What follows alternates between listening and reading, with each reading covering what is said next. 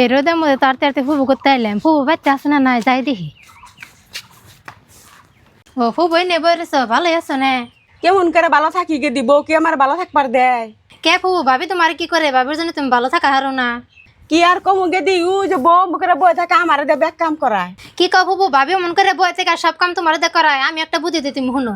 কি বুদ্ধি দিবা গে দি ক দেহি শুনি। ফুবু, দাদা মরার আগে যে তোমার 1 বিঘা মাটি দিছাল না, হে মাটিটা গা পা বেছে আর যে তোমার নিকা পয়সা পাঠিয়ে দিছে।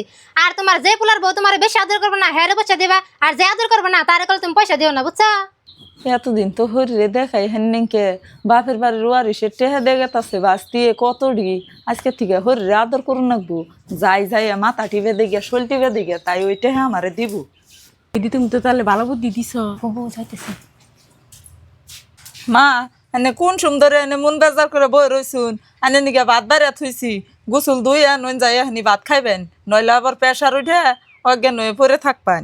বউ ওখান আমার খিদা না কেন, আমি একটু পরে ভাত খাই। মা নন যাই দেরি করে ভাত খাবেন কে? বেলা দুপুর হয়ে গেছে, গানের মেলা খিদা নাকছে, কষাই না মাংস থুয়ে দিছি আমি এনে নিকে।